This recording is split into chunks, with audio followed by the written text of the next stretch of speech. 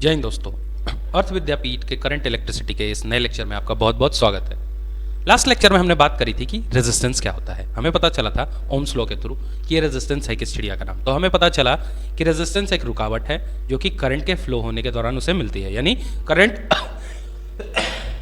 जब फ्लो करता है तो करंट को एक रुकावट मिलती है, उसी रुकावट का नाम है रेजिस्टेंस। नाउ हमने ये भी बोला था कि ये रेजिस्टेंस कुछ चीज़ों पे डिपेंड करती हैं।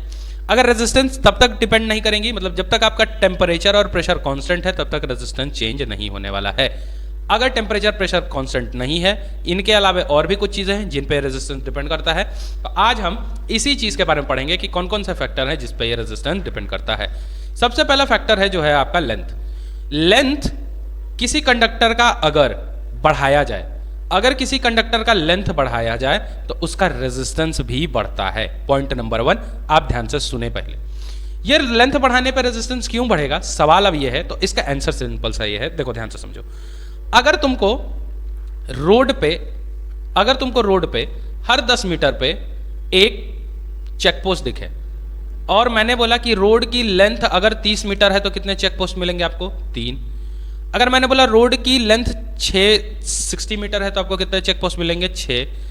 अगर रोड की लेंथ आपकी 80 मीटर है तो कितने चेक पोस्ट मिलेंगे आपको? 8। 30 में 3, 60 में 6, 80 में 8, 30 में 3 कम, 60 में 6 बढ़ा, 80 में 8 और बढ़ा, यानी कि लेंथ 30 से 60, 60 से 80 की है तो पोस्ट 3 से 6 और 6 से 8 हुआ, मतलब पोस्ट बढ़ा। अब देखो ये क्यों हुआ, क्योंकि लेंथ ऑफ रोड बढ़ रहा है। उसी तरह अब देखो यहां भी लेंथ बढ़ रहा है, रोड नहीं है लेकिन ये पाथ है। किसका पाथ है भैया? इलेक्ट्रॉन के चलने का ही तो पाथ है। अब इलेक्ट्रॉन के चलने का पाथ जितना ज़्यादा होगा, क्या इसको रोकने वाले अंकल लोग बहुत ज़्यादा होंगे कि नहीं होंगे? हम जैसे ही दोपहर में खेलने को निकल जाते हैं तो हमारे घर में रोका जाता है कि नहीं रोका जाता? अब देखो यही चीज़, जितना ज़्यादा लंबा कंडक्टर होगा क्या होगा, उसके कारण यहाँ पे ज़्यादा मॉलिक्यूल्स होंगे और ज़्यादा मॉलिक्यूल्स इस करंट के फ्लो को रोकने की कोशिश करेंगे। इसीलिए हमको ये समझना है कि अगर लेंथ ऑफ कंडक्टर बढ़ता है तो रेजिस्टेंस भी बढ़ेगा। अगर लेंथ को 2 गुना कर दिए हैं तो रेजिस्टेंस भी सीधे सीधे 2 गुना होगा। लेंथ को अगर आधा किए हैं तो रेजिस्टेंस भी भैया क्या होगा? आपका आधा होगा। ऐसा नहीं होगा कि लेंथ को आधा किए हैं और रेजिस्टेंस 4 गुना हो जाए, नहीं। सिर्फ अगर लेंथ में चेंज है तो रेजिस्टेंस उतना ही चेंज होगा जितना कि लेंथ में चेंज हो रहा है। आई बात समझ में? चलिए अब मैं आपको दिखाता हूं ये वाला एनिमेशन। इस वाले एनिमेशन को आपको देख के अब काफी अंदाजा लगेगा कि देखिए, अगर ये छोटा लेंथ है तो इसमें इस कंडक्टर के अंदर जो कोलिजन होगा, यानी जो इनको रोकने का कार्यक्रम होगा, वो कार्यक्रम होगा थोड़ा सा कम एज कंपेयर टू इस बड़े वाले कंडक्टर में। क्यों? क्योंकि देखो यहां अगर इलेक्ट्रॉन यहां से घुस रहा है तो यहां निकल रहा है, तो शॉर्टर लेंथ के लिए चल रहा है। यहां से घुस रहा है इस एंड से और इस एंड से निकल रहा है तो ये लॉन्गर लेंथ के लिए चल रहा है। तो जितना लंबा लेंथ होता है उतना ही ज्यादा इसमें क्या कोलिजन्स होंगे और उतना ही ज्यादा इसमें क्या होगा? रेजिस्टेंस होगा। कोलिजन किसके साथ?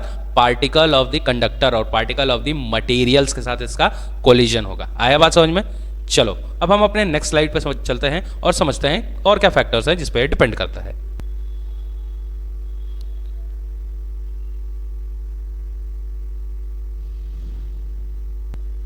नेक्स्ट फैक्टर जो है हमारा वो है एरिया। इस एरिया का चेंज, अब एरिया पे कैसे डिपेंड करता है देखो ध्यान से।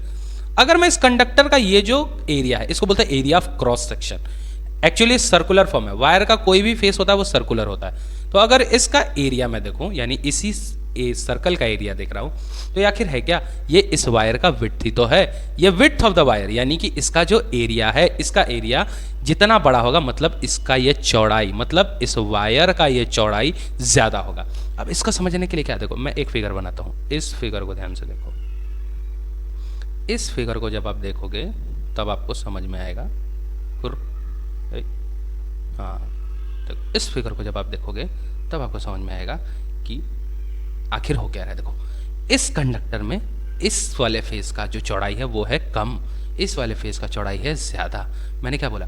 अगर मैं यहाँ से 10 इलेक्ट्रॉन भेजता हूँ तो 10 इलेक्ट्रॉन को जाने में जो रास्ता मिल रहा है वो यहाँ पे कम है और यहाँ पे जो रास्ता मिल रहा है वो क्या मिल रहा है? ज़्यादा मिल रहा है। अब ध्यान से देखो, रुकावट कम रास्ते में आएगी कि ज़्यादा रास्ते में आएगी? तो आपका चीख चीख के बोलने का मन कर रहा होगा कि सर जहाँ रास्ता छोटा वहाँ रुकावट ज़्यादा। रुकावट ज़्यादा, यानी कि समझ में आ गया आपको कि यहाँ पे रेजिस्टेंस मैक्सिमम है और यहाँ पे रेजिस्टेंस मिनिमम है। यानी कि अब आपको समझ में आया कि रेजिस्टेंस एरिया पे कैसे डिपेंड कर रहा है। अगर एरिया बढ़ाया, मैंने एरिया बढ़ाया तो रेजिस्टेंस घट जाएगा। देखो एरिया बढ़ाया रेजिस्टेंस घट गया, एरिया कम किया रेजिस्टेंस बढ़ जाएगा। देखो एरिया कम किया रेजिस्टेंस बढ़ गया, यानी एरिया और रेजिस्टेंस के बीच में कैसा रिलेशन, दूसरा नंबर पॉइंट, एरिया और रेजिस्टेंस के बीच में इनवर्स रिलेशन। पहले वाला कैसा रिलेशन, पहले वाला डायरेक्ट रिलेशन, दूसरे वाला कैसा रिलेशन, इनवर्स रिलेशन। अब तीसरा क्या है भाई, तीसरा वेक्टर, रुक जाओ भाई समझाते हैं, काहे टेंशन ले रहे हो, है कि नहीं, टेंशन नहीं है ना, समझो।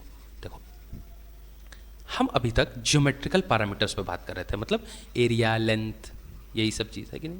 अब हमको समझ में आ गया ज्योमेट्रिकल पैरामीटर्स पे तो ये ऐसे डिपेंड करता है, इसके अलावा भी कुछ भी डिपेंड करता है। तो मैंने बोला हाँ, अब ये कुछ अपने इंटरनल कैरेक्टर्स के ऊपर भी डिपेंड करते हैं। जैसे मैंने बोला कि ध्यान से सुनो मेरी बात, ध्यान से सुन रहे हो ना, हाँ सुनो, बहुत अच्छे। तीसरा फीचर जो आपको देखने को मिलेगा वो देखने को मिलेगा आपको nature of material. Sir nature मतलब देखो भाई, अलग अलग आदमी के अलग अलग नेचर, कोई सेम काम को बोलेगा खराब काम है कि नहीं, बहुत एकदम घटिया काम है, वही काम को सेम आदमी क्या बोलेगा, बहुत अच्छा है कि नहीं, बहुत अच्छा। जैसे तुम गुंडा से पूछो, कोई भी गुंडा एलिमेंट से है कि नहीं,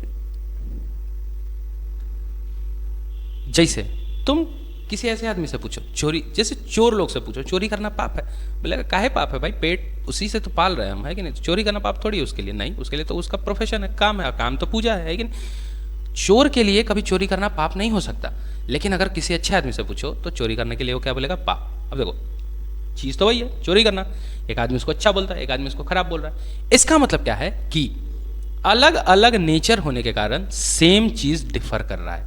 अब उसी तरह मटेरियल अलग अलग है, मटेरियल अलग अलग है, अगर ये मटेरियल X है और ये मटेरियल Y है, इनका भी रेजिस्टेंस R1 और R2, मतलब इसका अलग रेजिस्टेंस, इसका अलग रेजिस्टेंस।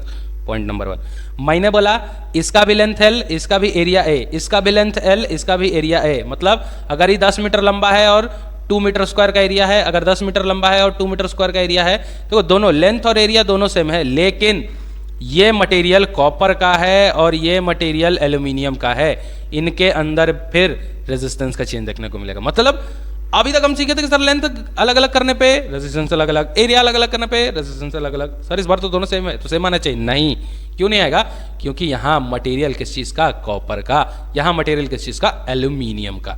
आई बात समझ में, तो यह है अपना तीसरा factor. And last factor is temperature. Temperature जितना बढ़ता है रेजिस्टेंस उतनी घटती है। इस चीज़ से हम कंक्लूड करते हैं कि हमारा ये रेजिस्टेंस कितनी चीज़ों पे डिपेंड करता है, 4 चीज़ों पे। आई बात समझ में। इस लेक्चर में इतना ही, अब इसके आगे मिलते हैं अगले लेक्चर में।